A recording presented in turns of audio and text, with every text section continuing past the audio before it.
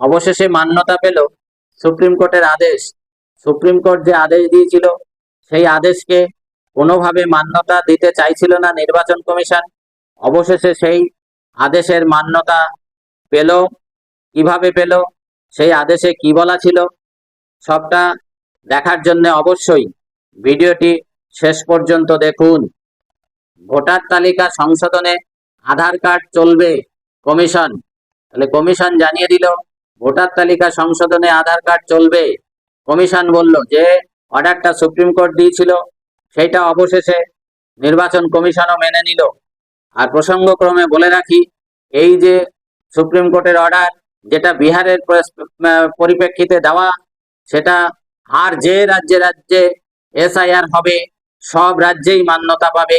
সুতরাং পশ্চিমবঙ্গে এসআইআর হলেও এই অর্ডারটি মান্যতা পাবে। কি লেখা হয়েছে দেখুন, বিহারে খসড়া ভোটার তালিকা থেকে বাদ পড়া ব্যক্তিরা তাদের আধার কার্ড দিয়ে সংশোধনের আবেদন করতে পারবেন বলে শেষ পর্যন্ত জানিয়ে দিল নির্বাচন কমিশন।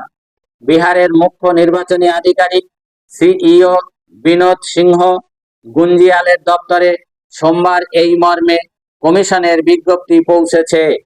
সেখানে বলা হয়েছে, কোনো ভোটার যদি মনে করেন ভুল কারণে তার নাম তালিকা থেকে বাদ গিয়েছে, তাহলে আধার কার্ডের প্রতিলিপি দিয়ে ফর্ম ৬ পূরণ করে আবেদন করতে পারবেন। তবে আবেদনের সময়সীমা বাড়ানো হয়নি। আবেদন করতে হবে আগামী ১ সেপ্টেম্বরের মধ্যে। ভোটারের নথি হিসাবে আধার কার্ডকে মান্যতা করার নির্দেশ দিয়েছিল সুপ্রিম কোর্ট, কিন্তু কমিশনের তরফে কোনো বিজ্ঞপ্তি না থাকায় কার্যক্ষেত্রে সমস্যায় পড়েছিলেন বিহারের ভোটার তালিকার বিশেষ নিবিড় সংশোধনে যুক্ত এসআইআর এ যুক্ত বুথ লেভেল অফিসারেরা, বিএলও রা। এখন সেই সমস্যা মিটল। কমিশনের হিসেব অনুযায়ী বিহারে খসড়া তালিকা নিয়ে আপত্তি বা সংশোধনের জন্য এখনো পর্যন্ত আবেদন করেছেন ১,৪০,৯৩১ জন। তার মধ্যে নিষ্পত্তি করা হয়েছে ১৪,৩৭৪টি আবেদনের। রাজনৈতিক দলের মধ্যে একমাত্র সিপিআই এমএল লিবারেশনের বুথ লেভেল এজেন্টরা, বিএলএরা 10টি আবেদন জমা দিয়েছেন।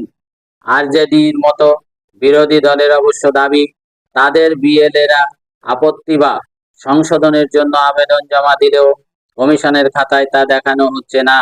কমিশনের তথ্য মোতাবেক নতুন ভোটার হিসাবে নাম তোলার আবেদনের সংখ্যা এখনো পর্যন্ত ৩,৭৯,৬৯২।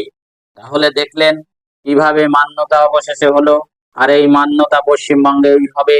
শুধু পশ্চিমবঙ্গে কেন, যেখানে যেখানে এসআইআর হবে সর্বত্রই আধারকে মান্যতা দিতে হবে। এই খবরটুকু ছিল, আপনাদের জানালাম। যদি ভালো লাগে অবশ্যই লাইক শেয়ার করবেন, অন্যকে জানার সুযোগ করে দেবেন। ভালো থাকবেন, সুস্থ থাকবেন। ধন্যবাদ সবাইকে।